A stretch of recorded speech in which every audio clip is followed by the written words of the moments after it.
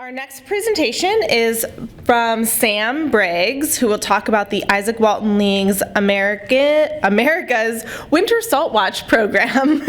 Sam has been with the Izaak Walton League for 7 years in various positions, and she now directs all clean water programs, including Virginia Save Our Streams, the National Save Our Streams, and Winter Salt Watch.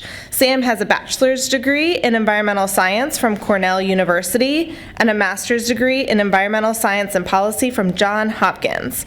Sam also serves as the vice chair on the VWMC steering committee. So I'll let you take it away. Thanks, Liz. Like Liz said, I'm Sam Briggs. I've seen a bunch of you around over the past almost decade, crazy. And so for those who attended the 2020 conference, Emily Bialowis did a presentation about Salt Watch. And so this is kind of expanding on that because it's an ever-evolving program since we launched it in 2018. So I will jump right in. All right, so our Salt Watch program began in February of 2018 because outside of our headquarters, we had this salt spill. And it was a hazard driving. That's how big of a salt spill it was. It was like a speed bump when you're going 55 miles an hour. And what you can't see in this picture is there's a storm drain right underneath it that goes into Muddy Branch, which is a stream that runs through our headquarters. So it's our training site. We bring folks out there to teach them macroinvertebrate monitoring.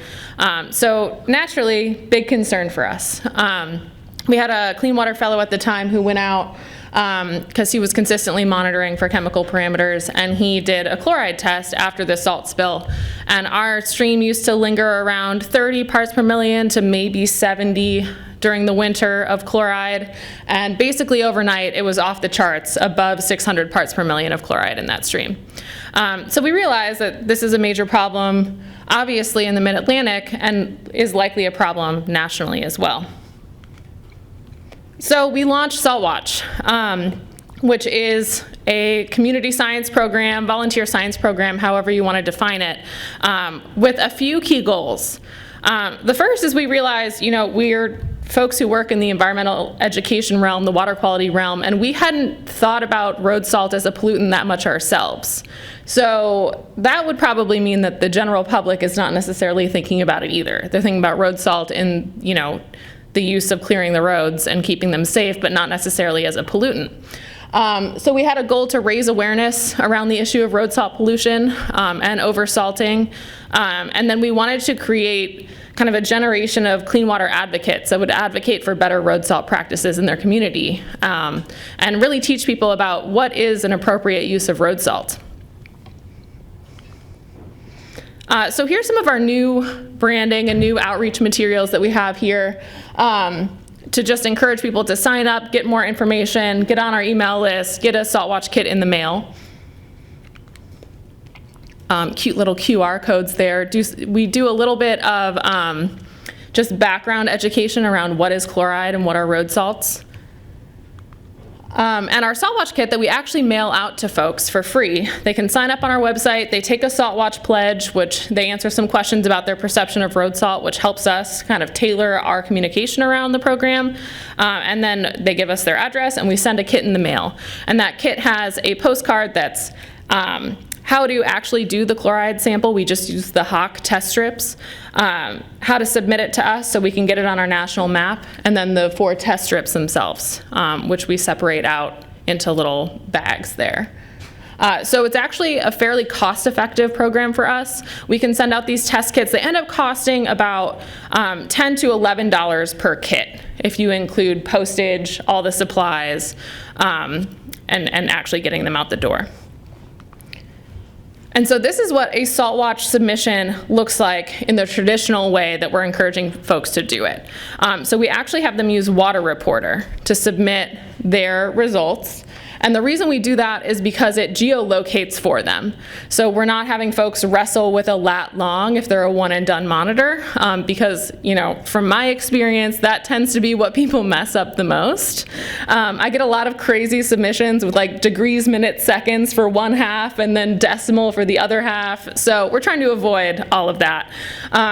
So it geolocates for them, it puts their pin on a map, and then they tag us in their submission and they do a little caption. And those captions are actually useful for us because a lot of folks give a lot of detail about, it snowed 2 days ago, 7 inches, and then I went out 48 hours after the most recent melt, and it gives us context for their actual submission.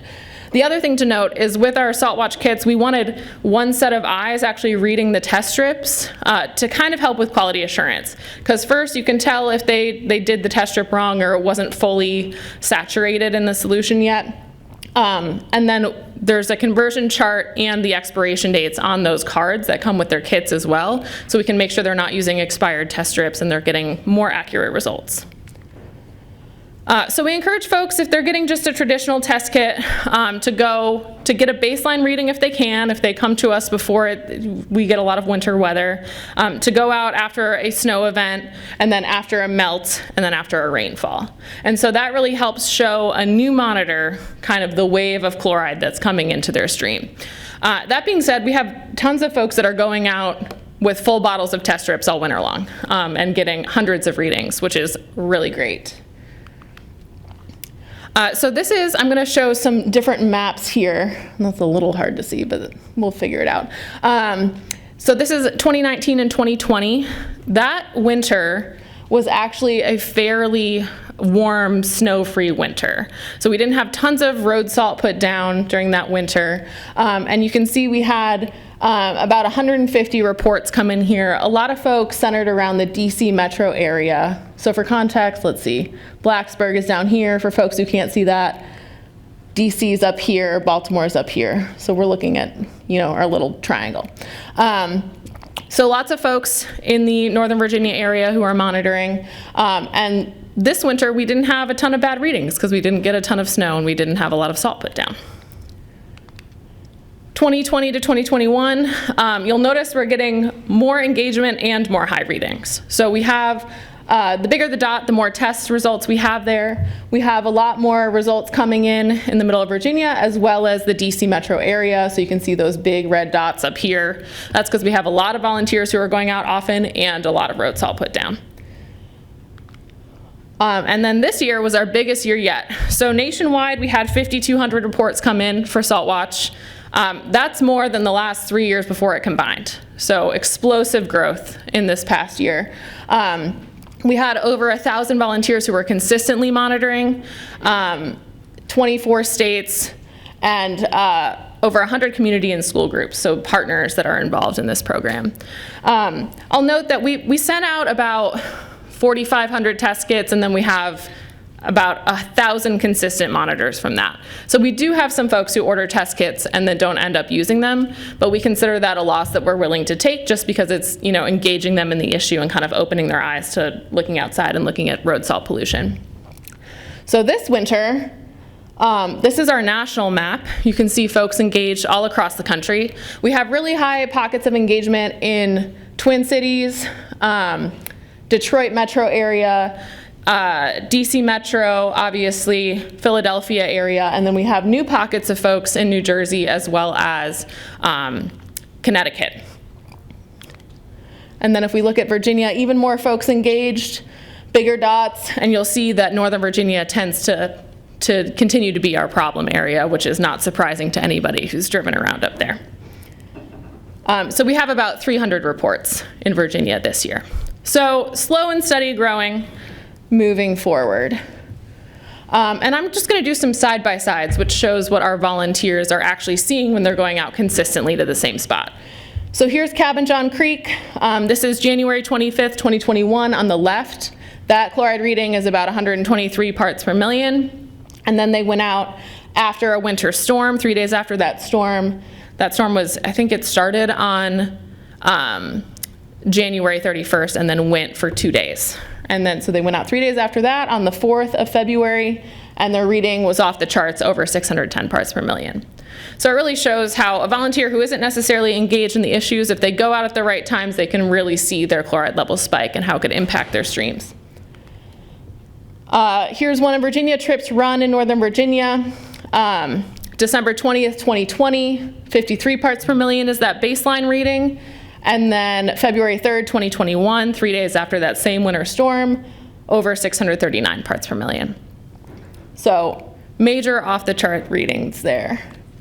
And then this one I love to show, 4 Mile Run in Virginia, January 30th, 157 parts per million. And this volunteer with the 4 Mile Run Conservancy, they went and bought the high range test strips because they realized it was going to be a major issue. That one is 5,323 parts per million, basically overnight because of that winter storm. And I joke that only goldfish can live in water that salty, which is not actually a lie. So really drastic increases that our volunteers are seeing.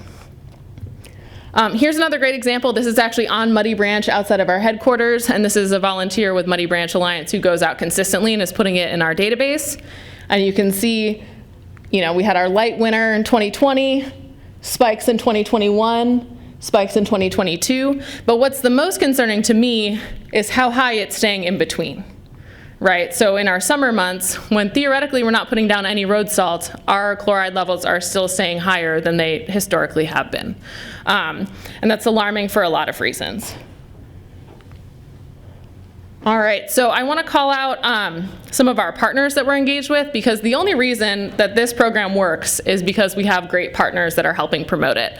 Because until just recently, I haven't had a single staff person devoted to this program, and now we actually are hiring for a salt watch coordinator, which is really exciting. But we've basically been cobbling it together with existing staff to be able to promote this in different regions. So in Virginia, we have a bunch of folks who are monitoring, Friends of the North Fork. We have Loudoun Wildlife Conservancy, we have Ruston Association. A lot of our existing monitors in Virginia Save Our Streams are going out and doing salt watch. So without those partners, we actually have a partner map on our website if you want to look into more who's actually engaged in this program and promoting it regionally. And then new this year, we also have Salt Watchers of the Month. So we're trying to give more gratitude to our volunteers, give them prizes for doing great things. Want to highlight a couple of these because I find them so unique. Jeff Selling, he's in Pennsylvania. He's that first one. And he actually testified for the Philadelphia City Council about road salt pollution. So he's getting really entrenched and engaged. Juliella Hankinson in Ohio, she was our last one. She is a homeschool student. She's like 16 years old and discovered that her small tributaries in her neighborhood actually had higher salt concentrations than the rivers she was monitoring, and she wrote papers on that and has presented it at multiple symposia at 16 years old. So she's really taking it and running with it. So we're trying to highlight these great volunteers that are going above and beyond just with our Salt Watch kits and a little bit of resources. So we encourage volunteers. What we're trying to do is, initially it was just a data collection project, and now it has evolved into an advocacy project as well. We want volunteers to take action. If they find high levels, tell somebody about it. Whether it's us, whether it's their community, whether it's the property manager on their HOA, to start raising awareness around the issue. Report high salt readings to their local watershed entity, their city. Call your city council or Department of Transportation to report the issues that you're seeing. The issue of road salt is that there's a lot of different people applying it, so there's not the silver bullet in terms of solutions to improving road salt pollution. Write a letter to the editor. We have a lot of volunteers who are getting published in their local newspaper to just highlight the issue of road salt for their community and the true cost of salt to their community as well. And then share road salt best practices and the impacts of road salt on both wildlife, drinking water, infrastructure, and the like. So we also provide advocacy resources. Like I mentioned, that we're trying to get our volunteers to take action, and so we're trying to make that as easy as possible to convert these volunteers who are just getting engaged into advocates in their community. So what that looks like is we have draft letters to the editor that they can edit that are just base text where they can fill in their own experiences to really have a compelling letter. Letters to representatives as well. We have flyers and postcards that they can print and take to different areas of their community. We're trying to get more tailored regionally into letters to representatives that work for certain regions but maybe not for others. And then moving forward, we're going to develop things like scripts. So if you're going to call your city and you're nervous about what to say, we can start with like a base outline of what that conversation could look like for folks. We were involved with the salt management strategy. I laugh that it's called SAMS because that's me. And so part of what came out of that, which we really, a key takeaway from the SAMS, the salt management strategy for us, was that we really have to change like the public perception of road salt. And the public perception of like, you should not necessarily be able to drive 65 miles an hour while it's actively blizzarding. So working with folks to help recognize, what is actually the correct amount of salt. If the salt is crunching beneath your feet, it's already too much. And a lot of folks don't realize that, and they're using it as traction rather than de-icing. So we like taking advantage of some of the resources that came out of the Virginia Salt Management Strategy, and love to be involved in that moving forward. Wanted to highlight some other initiatives beyond Salt Watch that we're involved in, just because I think that's something that could be extrapolated to Virginia. I already mentioned the salt management strategy, but we have folks with the Coon Creek Watershed District in Minnesota who are raising awareness in their community, and what they're trying to do is get a slip, trip, fall limited liability law passed, so that if you are trained in salt application on your property and you document when you're putting down salt and you're doing it correctly, if somebody were to slip on your property, you're not liable for their injuries. Because that's one of the biggest issues that we're seeing with private salt application, is people are concerned about the liability associated with people slipping on their property. Pennypack Trust in Pennsylvania, they're raising awareness in their community, and they're working with their private landowners in their region on better salt practices. They're also trying to engage new communities by working in schools to do education programs in schools to get the students monitoring as well. And then Gaithersburg Salt Watch is a new one. We actually got a grant from the Chesapeake Bay Trust to do a really intensive salt watch program in the city of Gaithersburg, which is where our national headquarters is. It's approximately an hour and 45 minutes from here with no traffic, because I drove that this morning. And so Gaithersburg is a very small city, and it's actually shaped like a donut because the middle of it is NIST. So it's an interesting city to work in that regard, but through this grant, we're trying to see how regionally intensive salt watch can get to then really make change and on a smaller scale. So what that looks like is we're engaged with a lot of non-traditional partners. So not just your typical watershed group that we usually engage with. We have a partnership with the Gaithersburg Parks, Arts, and Recreation Corporation, and they engage with like youth centers and retirement centers, and they're usually doing like public art installations.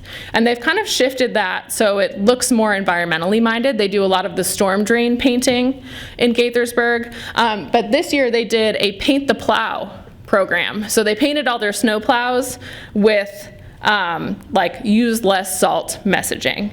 And so I got the dream. I didn't even have to facilitate this. This literally says save our streams, stop over salting, and it's like driving around my community.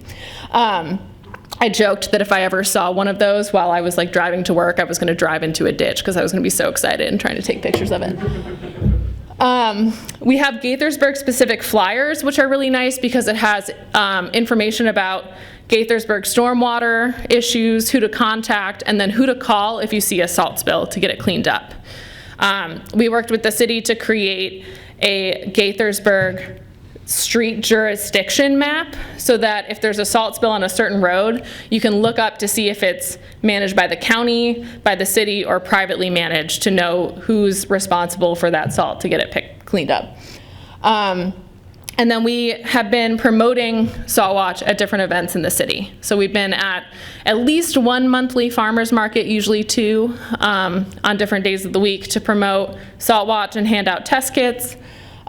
We were at the Gaithersburg Tree Lighting Jingle Jubilee. We have a picture with Santa and a Salt Watch kit. It was great. And so we're trying to get really engaged in the community and with the partnership with the city to see how we could expand Salt Watch regionally moving forward. So that's Kira, she's right there, at one of our farmers markets promoting Salt Watch. And then here's the close-up of the plows.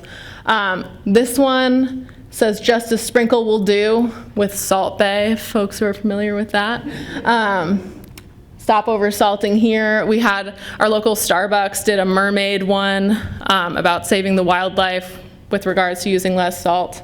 So it was a really great engagement project around the issue of road salt pollution. It was also pretty interesting because we had some of the plows on display at the Jingle Jubilee, and the folks who do the salting for the city came up to us and they were like, we're not the problem, right? Like we're not the ones putting down tons of salt. And so it really pointed a finger at how complex the issue of road salt pollution is, and how oftentimes the cities and the departments of transportation are not actually the ones who are egregiously oversalting, because they're trying to save money and use as little as possible in that regard, because they salt so many streets. So we encourage volunteers in their community to keep monitoring and sharing results. So even if we have folks that are, monitoring and getting decent readings over time, to keep going, especially after snow events where they notice salting's taken place. Tell neighbors and local businesses about the issue of road salt pollution, because like our staff that were involved in water quality, it hadn't even been something on our mind. So that's definitely the case across the board. Don't be fooled by eco or pet-friendly salt packaging. This is a huge one that we've noticed. A lot of folks come to us and they're like, what is the alternative? Look, I have this eco-friendly salt, and it turns out it's salt-free, but it's magnesium chloride or something instead that has just as high, if not higher, chloride levels in there. And the problem with that is because it's not, the road salt isn't regulated under the FDA, they can get away with whatever labeling they want. So there's a lot of education around that as well, that eco-friendly does not actually necessarily mean eco-friendly. It's just trying to get folks to buy that salt compared to another type. Report oversalting to your city or county. This is a huge one. When talking to our partners at the City of Gaithersburg Stormwater, we realized that they only got calls that there wasn't enough salt on the road. That people are concerned about safety, because the folks who are seeing the spills and are concerned about it aren't necessarily calling the city to report those. And since we've started our Salt Watch project in Gaithersburg, it went from 100% people calling about wanting more salt to now it's about 50-50. Of half the people say there's too much salt, and half the people are still saying there's not enough. And then if you have an organization that wants to get involved with Salt Watch and has constituents to promote this to, we can provide test kits. Either they can sign up just individually on our website and we'll mail them out, or we also provide bulk kits. So say you're like, hey, I would like 30 or 50 to hand out at X event. We can provide those to you. So what's next? Salt Watch happens all year round, but we do most of our promotion in the winter months just because it's when the salt's on the ground and people are thinking about it. So we start a big kickoff, typically in October, with a webinar and some press outreach, and that's when we start promoting Salt Watch in earnest rather than just keeping it going. We're connecting teachers to Salt Watch as well, because it's a really great activity, whether you need meaningful watershed education experiences or other things in your curriculum. It helps. We're continuing the use of formal partnerships. Now we have a formal partnership agreement for folks, which is basically we'll provide kits and pull the data and map it for you and provide you with the data when you request it. And you'll use the Salt Watch logo, and we'll have your logo on our website, basically pinpointing you as a partner. We are working with the states to see what they would like from volunteers engaged in Salt Watch. So some of the times we're working with like the city stormwater, and I'm like, hey, what would help you with moving this issue forward? Do you want people calling and asking for a limited liability law? Do you want people calling and asking for applicator training? And so we're kind of helping coach volunteers in what will make the biggest impact in their city moving forward. We're preparing more specific asks for volunteers for certain regions where Salt Watch is really popular, like the DC metro area, like Northern Virginia. We're in the process of hiring a Salt Watch coordinator, which will be super nice to get somebody who's solely engaged in this project rather than like cobbling it together with summer and winter programming. And then we're continuing to expand Salt Watch Gaithersburg and Montgomery County, Maryland Salt Watch, and hoping to kind of replicate that in other regions.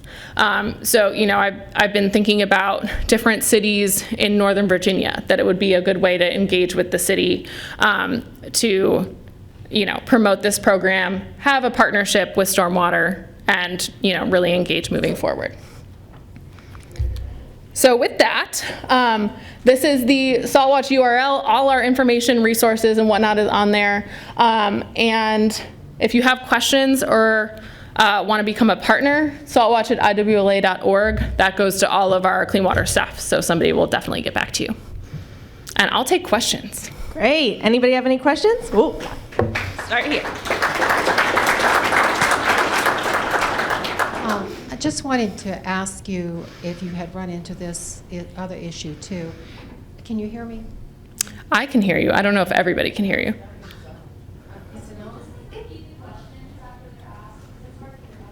Yeah. I'll see. It's on. We'll just automatically check the volume. Okay. Basically, Hungry Creek travels through my property, and I'm sure it's inundated with salt.